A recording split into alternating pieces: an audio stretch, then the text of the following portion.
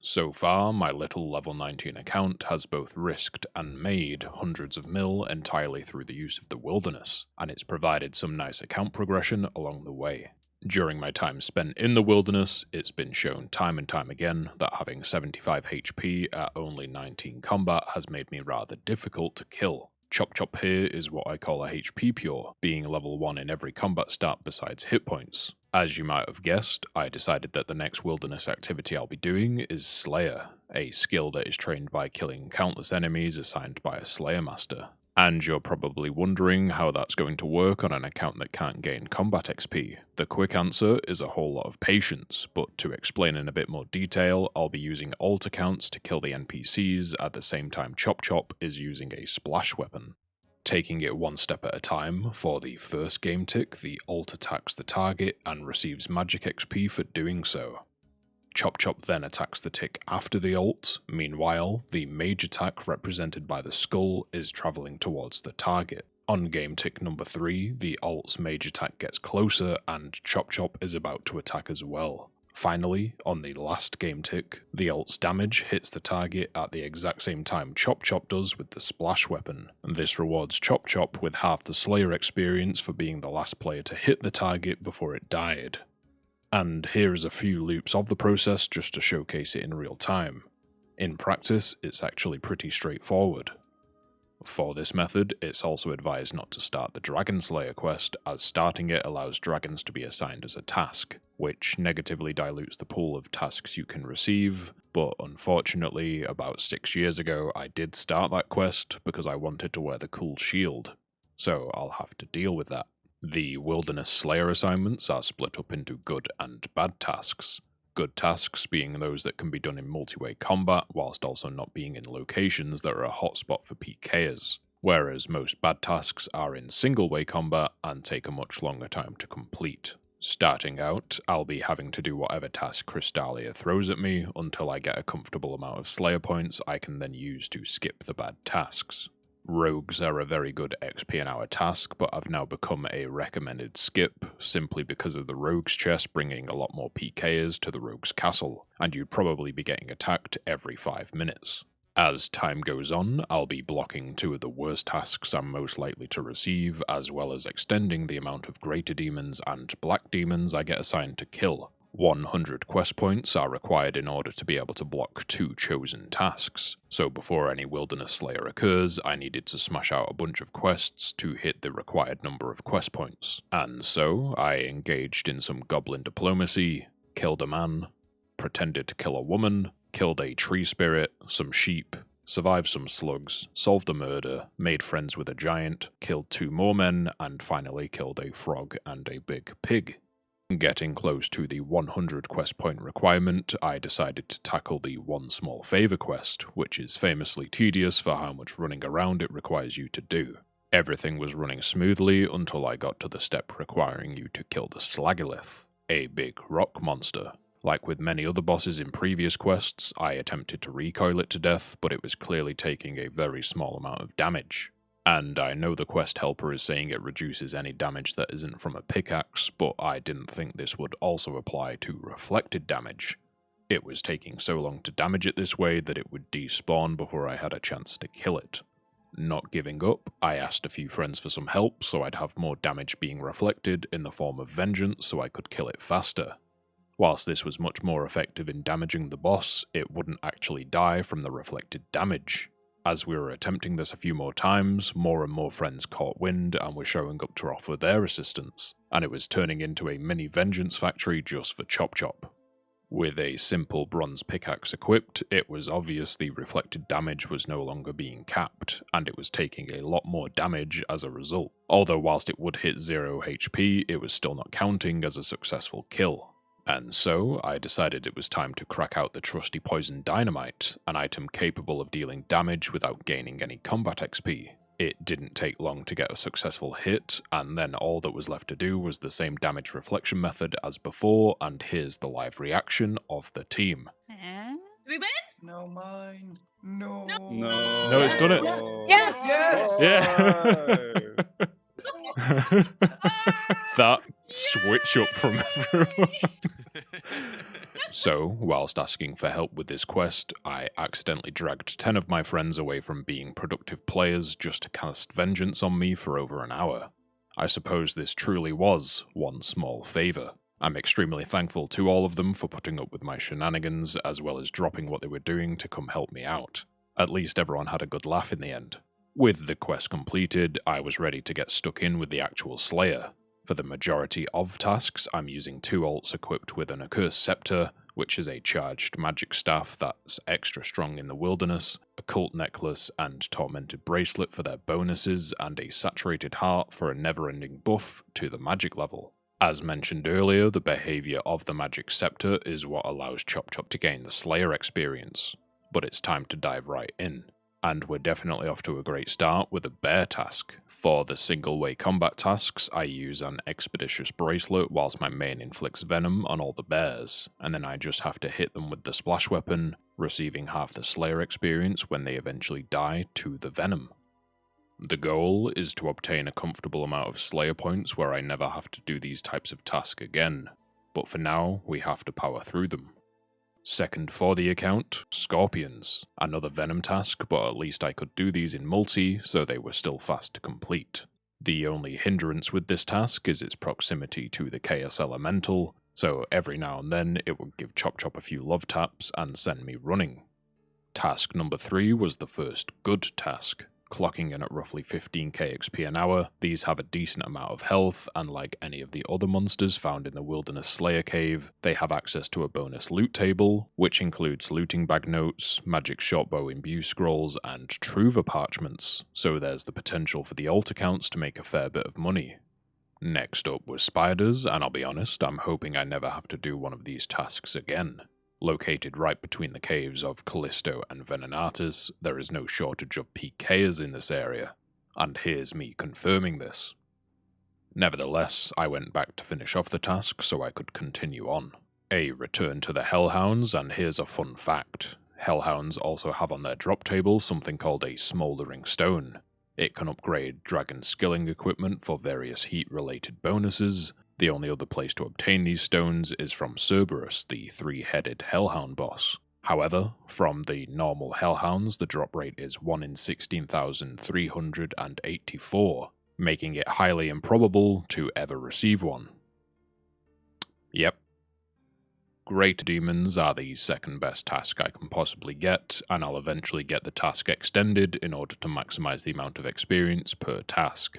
Out of all of the possible tasks, they're also the assignment you have the highest chance of being given, so it's rather useful that it's a worthwhile enemy to kill and not something like spiders. Here's a dragon task, just like I mentioned, and in all honesty, they're not that bad. It's just the fact that the other dragon tasks are included as well, and being assigned dragons is reducing the chance of getting better tasks like the Greater Demons and Black Demons. But it's not the end of the world. Speaking of Black Demons, and here's my first task of them, and it's around this time I started using both alts instead of just one. The system that I found worked well for me was designating one of the alts to be lowering the health of the NPCs, and then having the other time the finishing blow with Chop Chop to ensure I get the Slayer XP. I found that this helped prevent my brain from turning to mush whilst juggling all these accounts. Next on the list of things to kill are the goofiest looking animals in the game. For whatever reason, they seem to have a really tough time aggroing the ults, sometimes just wandering right past them. Fun fact, the examine text for these bad boys describes them being similar to elephants, but there's no elephants in the game. The goading potions I've mentioned in the past would probably be useful here, as they assist with getting nearby enemies to attack you. Here I am 34 tasks in, and I've reached 60 Slayer. At this point, I'd definitely settled into the flow of this method, and now it's basically just a case of putting in the time and getting the XP. It wouldn't be the Wilderness if there weren't strange encounters with other players every so often. This one put up a valiant fight, but eventually died to one of the Black Demons. This moment right here was a pretty good display of why I keep any loot I receive on Chop Chop instead of the alts. Less than a minute after receiving a 2 mil drop, a PKer shows up and is quickly joined by a friend.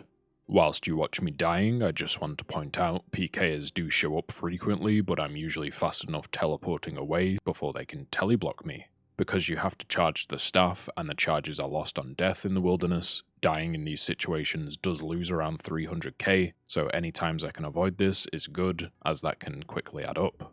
It wasn't looking very good for alt number 2, so in a last-ditch effort I decided to make a run for it. And it was just my luck that another team was nearby, and I somehow managed to sneak away with my life whilst the two fought.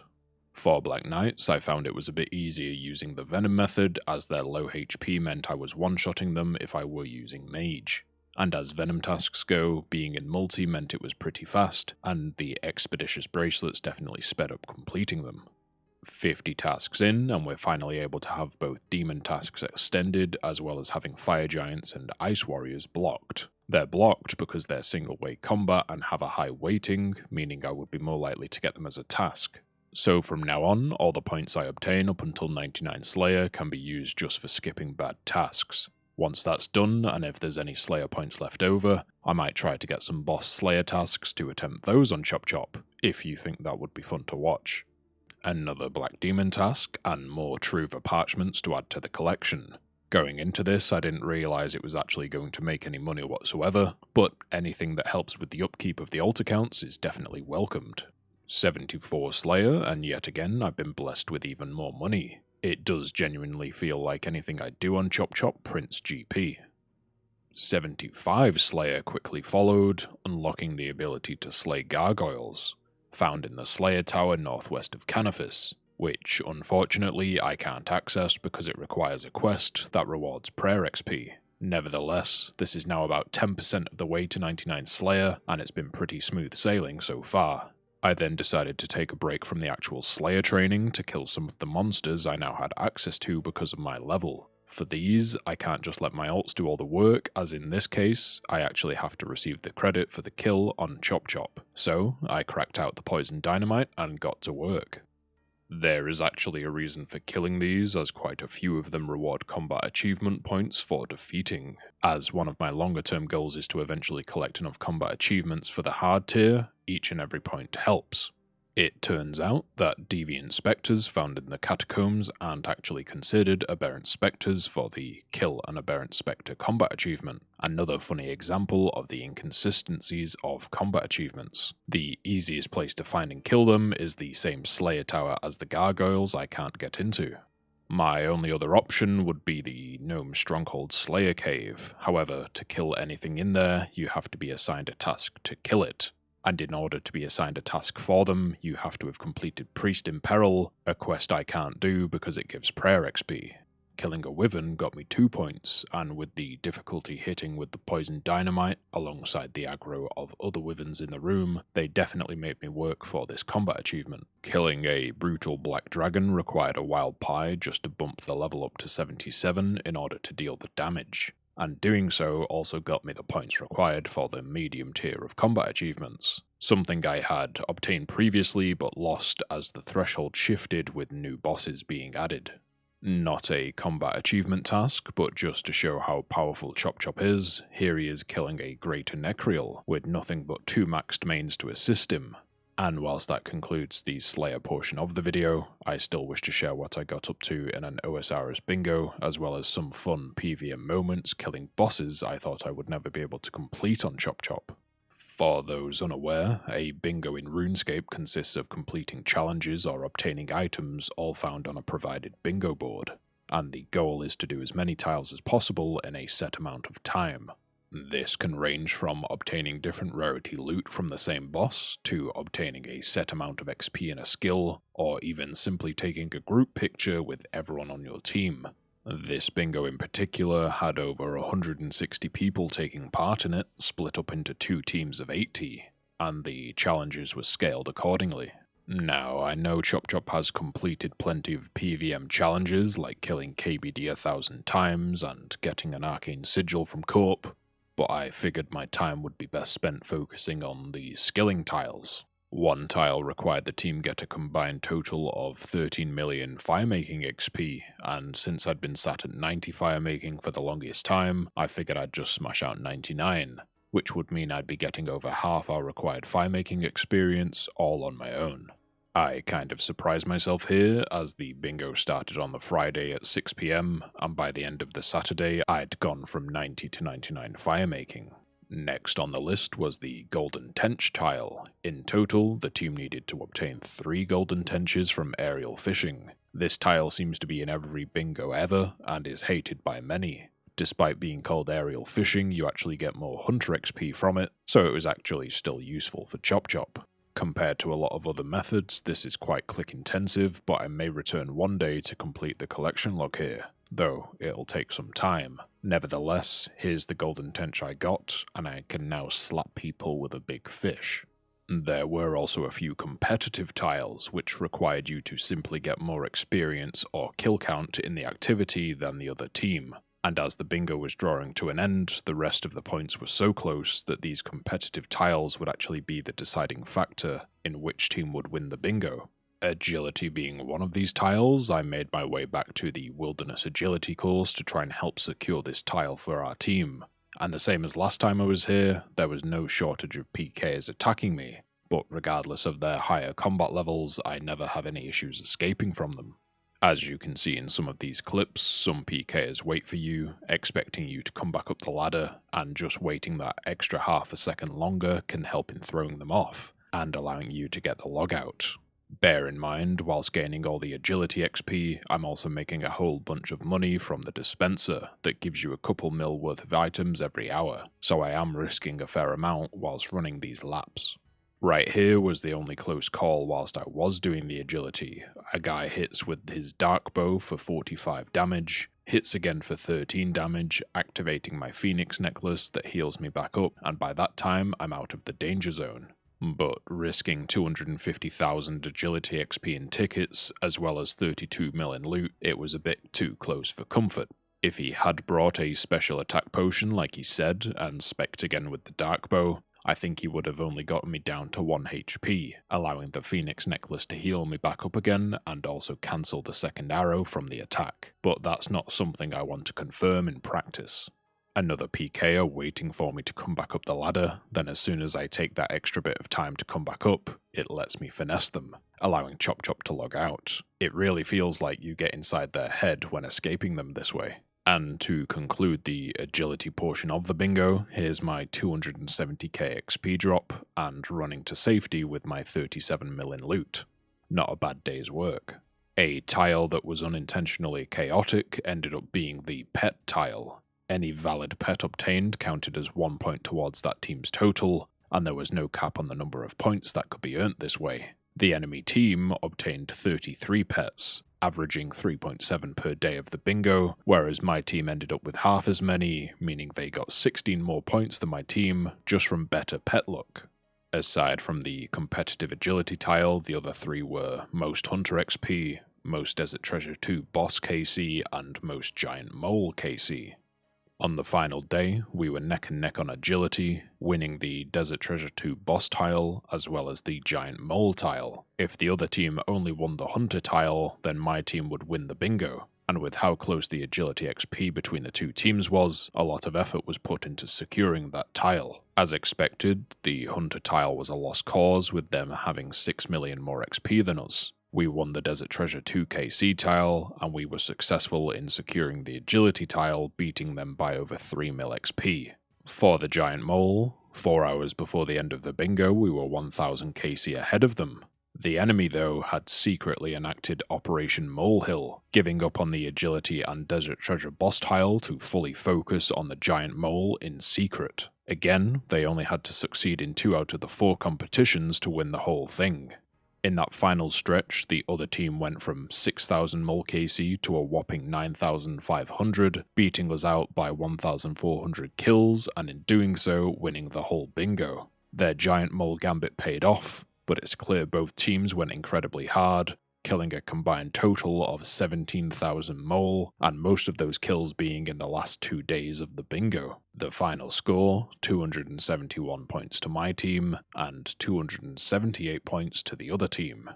Despite losing, it was a blast to take part in and resulted in some useful account progression for Chop Chop, but more importantly, bingos are a great way of meeting new people and making good friends. and I highly recommend finding a bingo to take part in if you're ever struggling to find direction in the game. Just remember to have fun with it and not take it too seriously.